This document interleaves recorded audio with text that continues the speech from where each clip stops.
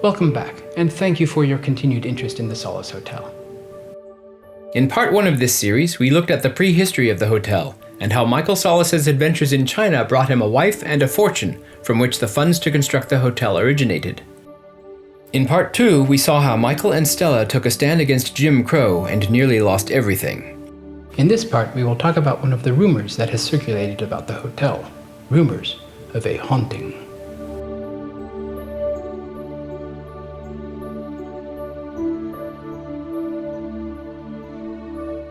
The Solace Hotel stands adjacent to the Solace family cemetery. This close proximity to the resting place of so many who have passed on has provoked rumors that the hotel is haunted. As the administrator of this hotel, let me assure you that the hotel is definitely not haunted. Anymore. But there was something. The year was 1958. On the morning of the 4th of July, a recently widowed guest named Norma Jefferson, vacationing with her adult children, was asleep in a room on the 7th floor. Sensing an unfamiliar presence, she awoke.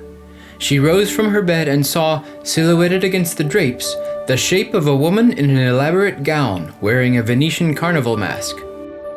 The strange woman said to her, "On the floor of your bedroom, gasping for air."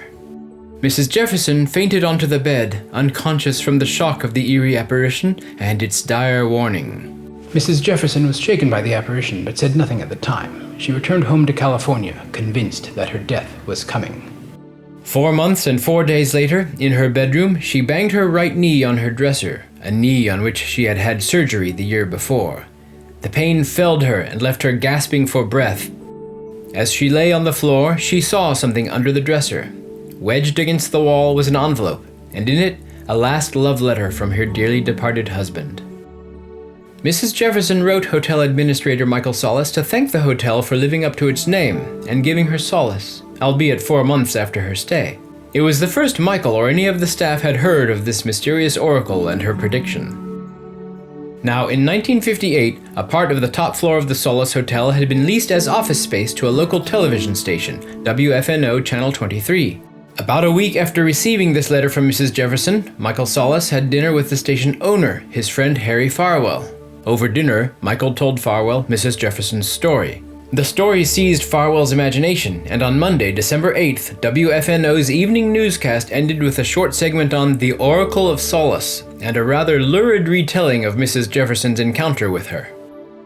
The result was a year-end bonanza for the hotel, as it became the destination of choice for both Christmas season travelers and ghost hunters. The Oracle was allegedly encountered again on December 18th, when another guest, again on the 7th floor, claimed to have seen her in her gown and mask. What she said to this guest remains unknown. The guest preferred to remain anonymous and claimed that the Oracle's message was too personal to share. 2 sightings, both on the 7th floor. To some, this was a telling coincidence. Remember in part 2 of this video series, when we described how Michael Sollace had each floor of the hotel decorated in a theme inspired by a European city? Guess which city inspired the 7th floor? Yes, Venice. At various points on the 7th floor's walls, Venetian carnival masks hung as decorations. How easy would it be to see shapes in the damask wallpaper, shapes that might, in the right frame of mind, be that of a woman in a gown.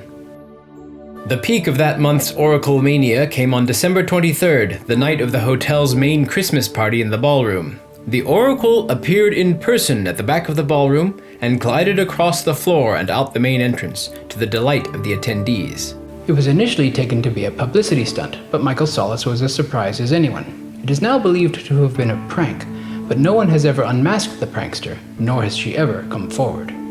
From time to time over the next few years, Channel 23 broadcast rumors of the Oracle's reappearance. As they were news to the hotel's staff, these tales were likely invented on the spot to pad out a slow news day. The last appearance known to the hotel staff took place on Halloween in 1963, when a team of paranormal investigators stayed on the 7th floor and apparently encountered her. She has not been seen since. The advent of the Oracle marked the beginning of a new golden age for the Solace Hotel. The friendly relationship between the hotel's administrator and the owner of Channel 23 gave the hotel a great deal of free publicity for years, until Channel 23 shut down in 1964. By the time Michael Solace passed away in 1967, the hotel was a lucrative business despite its rather outdated decor and amenities. The refurbishment of the hotel under Michael's son, Kenneth, my grandfather, seemed to have put an end to the legends and rumors of the Oracle of Solace. No longer was there a Venetian floor for her to inhabit. In her absence, the hotel continued to thrive despite increasing competition in the area. Kenneth Solace made business and industry connections that kept the hotel a destination of choice through the 70s and into the 80s. But the Solace Hotel would meet its greatest threat in 1986 in the form of a man named Christopher Brizendine. More on that in part 4. Join me, won't you?